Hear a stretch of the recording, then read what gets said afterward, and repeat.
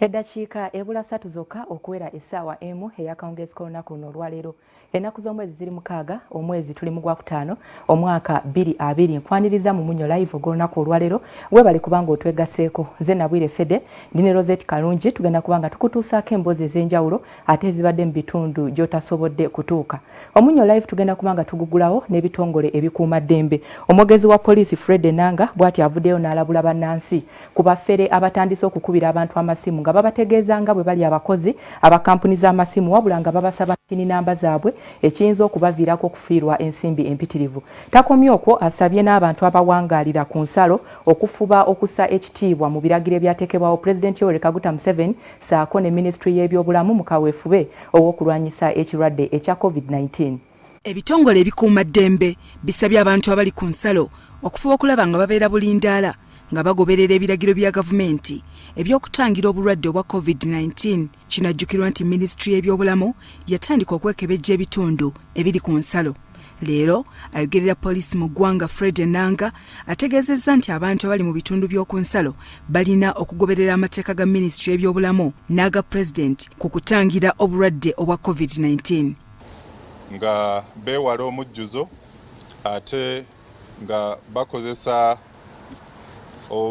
facial masks buno nga kano kennina awamu n'okulaba nti basigala bayonjo mu kutambuza emirimu gyabwe basobole okwewala ekirwadde kino ekya ssennyiga ow'amaanyi. Mu mbeera y'emu Fred Enanga alaalisa abantu nti wakubeerawo okwongera ku bikwekweto ebigenda okukolebwa mu kaseera kano okusobola okwekebejja abantu abeeyongedde ku nguudo naddala abatakkiriziddwa kukola. Olw'okuba tutandise okulaba abantu bangi beeyongedde ku makubo, buli omu agamba nze nina restaurant, oli agamba nze nina hardware, ate nze ndi wa spare. So n'olw'ensonga eyo naffe nga banna security tugenda kwongeramu amaanyi mu kiseera kino. Frank Baine, omwogezi w'ekitongole ky'ebyamakomera, asabye abantu abaagala emmere abatannaba kugifuna okukozesa amakubo amatuufu. Bano abagaba emmere si be bakola maapu wa emmere gy'erina okugabibwa. Waliwo puroguramu egenderwako maapu eyakolebwa aba Ministry aba Office of the Prime Minister. Mbadde nsaba bw'olaba nti olinamu okwemulugunya amakubo amatuufu weegali. Okusinziira ku Fred Enanga, abantu 3,654 balina abantu 3,654 ku misango egy'enjawulo naddala egy'okujeemera ebiragiro by'omukulembeze w'eggwanga n'ebya Minisitule y'ebyobulamu eby'okuziyiza ensaasaana y'obulwadde obwa COVID-19 era abantu 1,641 be baatwalibwa mu kkooti. Abantu be baasobola okukwata mu kiseera ekyo mu Kampala n'emiriraano wokka baali 3,654. Mu bano 1,641 bebo betwatwala mu kkooti mu Kampala n'emiriraano. Fred Enanga ategeezezza nti poliisi wano mu Kampala waliwo enteekateeka gye bataddewo ey'okusooka okwekenneenya n'okusunsulamu abantu abakwatibwa mu bikwekweto ebikolebwa nga tebannaba kutwalibwa mu buduukulu. N'ekirala enkola gye tutandise okuteekawo kyekyokuba nti abantu bano be tukwata mu bikwekweto bino kye tubayingiza mu makomera. Tulina ebifo ku buli poliisi ebyolukale we tubakuumira ne tulyoka tutwala akadde okubasengejja then oluvannyuma abateebwa ne bateebwa. Fred Enanga ategeezezza nti ebikolwa eby'okutwalira amateeka mu ngalo byeyongedde nnyo mu kaseera kano. Ebikolwa eby'obutemu nga abantu batwalira amateeka mu ngalo bikyeyongera mu maaso. Mu kitundu ekyebwera waliwo omwami w'emyaka 60 ng'ono mwami Kahimba Deo asangibwa ku kyalo Kasanga ekisaka mu Bwera mu Kaseese. Ono abatuuze bamukakkanyeeko mu ngeri emenya amateeka n'emiggo ne bamukuba emiggo egyamuviiriddeko okufa. Mu mbeera y'emu Fred Enanga alabudde abantu okubeera abeegendereza eri abafere abeefuula abakozi okuva mu bitongole by'amasimu abeegulidde ogw'okkubira abantu nga babasaba password oba pini namba eza mobile money.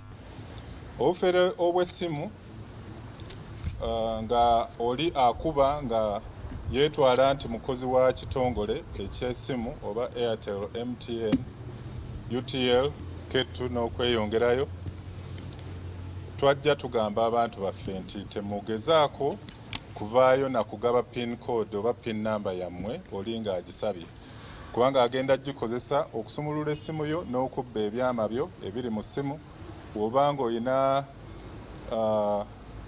mobile banking internet ku ssimu yo, mobile phone banking, bagenda ne babba ne ssente zo eziri ku account. Ye minisita w'ensonga za President Esther Mbayo naye abadde ku Media Center n'agamba nti tetusaanidde kwerabira kirwadde kya siriimu nga tuli mu kwetaasaako ekya COVID-19. Obulwadde bwa corona oba COVID-19 bututte nnyo ebirowoozo bya abantu b'ensi yonna, si Uganda yokka naye ensi yonna, lwakubanga nti obulwadde buno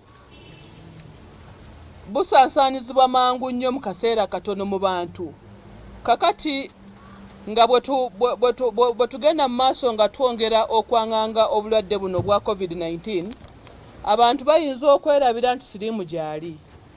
Minisita alangiridde nti eggwanga Uganda lijja kwegatta ku mawanga amalala okukuma emisubbaawa n'obutaala ng'ennaku z'omwezi 17 omwezi ogwa May nga ekijjukizo ekyabo abagendedde mu lutalo lwa siriimu. Kati olwaleero tuzze kubagamba nti tubadde tucelebratinganga olunaku lwa okukola ki, okwasa obutaala lwe bayita Candlelight Memorial Day.